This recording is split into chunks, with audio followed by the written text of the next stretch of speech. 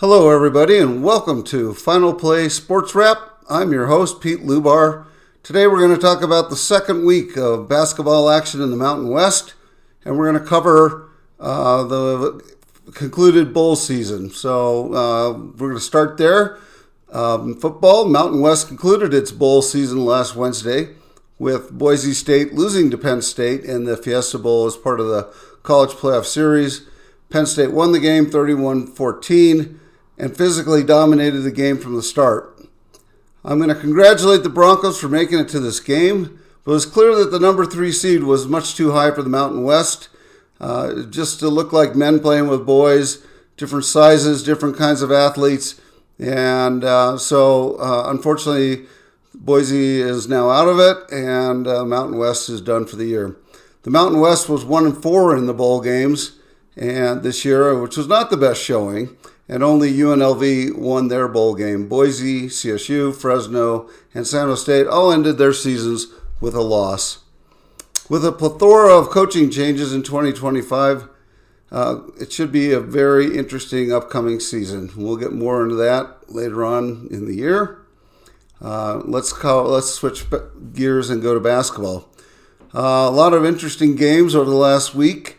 San Diego State beat Boise in Boise 76-68. Was probably the most meaningful game of the week. It was a 1-point game at half. Miles Bird had 22 to help San Diego State avenge their home loss to Utah State last week. San Diego on Tuesday also beat Air Force Falcons by 29 on Wednesday night. Bird had 16 and 5, so he's been a really good guy the last couple of weeks. He's a good player. Chris Blockett was 16 off the bench for Boise, and Degenhart went 1 for 7, not his best effort, and 0 for 5 from three-point range. Boise State was out-rebounded 39-29, and they were 7 for 30 from the three-point range for a whopping 23%. So Boise didn't have their best shooting game. San Diego State played well. San Diego takes the lead and wins, which drops Boise to, at that point, 3-1 in conference. The Broncos did come back on Tuesday night and beat UNLV 20 behind. Beat UNLV by 22 points behind Degenhart's 21-point, 11 rebound effort. So a much better effort for Degenhart, who's a really good player. Boise moves to 4-1 in conference. UNLV falls to 3-1. Wyoming went 1-1 in conference last week, beating Air Force by 5, 70-65 on Saturday, and then losing to New Mexico 61-53 on Tuesday. Wyoming had a 14-point lead on the cold shooting Lobos.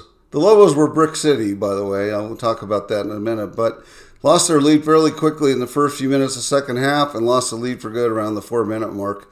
All-conference player Donovan Dent had 22 points to lead the Lobos. Lobos had 18 points in the first half on 5 of 27 shooting for 18%. That is not good. Probably the worst shooting half I've seen the Lobos play in 25 years. Anyhow, Philip Borvika-Kennan had a career high of 16 points and 11 rebounds, first career double-double, and Nelly Jr. Joseph had his 8th double-double of the season and 3rd consecutive with 12 points and 12 rebounds. The man is a rebounding machine. UNLV went 1-1 this week. They beat San Jose State in Las Vegas, and then they were blown out by Boise State. So 1-1. It's kind of what I thought they'd be at this point in the season. Utah State won 2 this week as they beat Fresno at home on Saturday and then beat San Jose State Tuesday night. San Jose State was close till about the 11-minute mark when Utah went on a 10-0 run to make it 31-20. And while San Jose tied the game around the 6-minute mark, the Aggies pulled away for the win and moved to 5-0 in the conference. So they're leading the conference right now. And Mason Falslev poured in 17 points and 7 rebounds for the Aggies as he continues to impress. Carson Templin of Cobra Kai fame chipped in 10 for the Aggies. Nevada only played at New Mexico. It was a tight affair from almost the get-go. UNM actually jumped out to a 10-point lead at the 8-12 mark of the first half and looked like they were going to run away from it, but Nevada came back to lead by 4 at the half. Second half was back and forth with Nevada taking a 1-point lead with 10 seconds to go and had the ball. And New Mexico stole the ball on the inbound pass. Donnie Dent drove the lane with 6 seconds. He tripped, it looks like, or maybe got blocked, but somehow got the ball to Nelly Jr. Joseph, who picked the ball off the floor, fired in a 14-foot shot as time expired to give Lobos the win, 82-81. Nevada missed 12 free throws in the loss, and Nevada falls to 0-4 in conference. So that is not the start that Steve Alford and the Wolfpack expected, and it's going to be difficult in this conference to get back into the race being 0-4. But I think they can still get to a 5 or 6 seed in the conference. If they're 6, I think they're still in the pigtail game, a playing game. If not, then and we'll see how that goes. CSU smoked Fresno 91-64 on Tuesday. Nick Clifford had 14 and 9 for the Rams, who were playing at home. And so that's kind of covers the main games that happened. Here's the updated conference standings. If you look now, we got Utah State at 5-0 leading the conference. New Mexico also at 5-0, so those two are tied. Boise State is 4-1. San Diego State, Colorado State, UNLV are all 3-1. Wyoming 2-3, and then everyone else has not won a game yet. So it's been a long time since I've seen a conference standings look like this, where we have, what it looks to be 4 good teams, maybe a 5th good team, and then you've got 4 really, not necessarily bad, but Air Force, San Jose State, and Fresno State aren't going to win a lot of games. And then you got a couple teams that are in the middle. And the team that maybe might be the most surprising is Wyoming. Really is better than we expect. I mentioned that last week.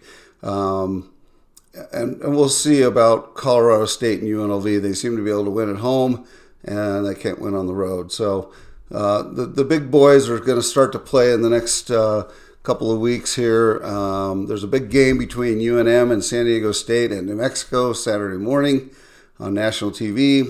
We've got Boise at Utah State Saturday night, so bookend parts of your Saturday. You can watch some really good basketball. And then Utah State is at UNLV on Wednesday. So that's kind of the update on that. Just musing on the NCAA tournament a bit. Lunardi et al. Have 2 Mountain West teams currently in the tournament, San Diego State and Utah State. I'd be surprised if either New Mexico or Boise or both are in as well before it's all said and done. The Big 12 and SEC are already starting to cannibalize themselves. And, for example, Cincinnati, who's in the field, and rated like 16th in the nation, has started 0-3 in conference. And BYU, a bubble team, has lost 2 in conference already. So, not sure how that's going to end, but I think the Mountain West will get 3 and maybe 4. Jerry Palm has the Lobos as an 11 seed, so that would be a 3rd Mountain West team. So there's a couple of Mountain West teams that are sort of on that bubble with a whole bunch of other teams. As usual, they always give those first slots to power conference teams, but those teams tend to lose a lot. And, if you lose 10 games in quad 1, you're probably not that good, and you probably won't win a national championship, so you might as well give someone else a try. And we'll see how that goes. So that's it. Hope you enjoyed today's content. As usual, if you subscribe to my YouTube page, I'd certainly appreciate it. And other than that, you can reach me at the contact information to follow. Hope you have a great day and a great week. Bye, everybody.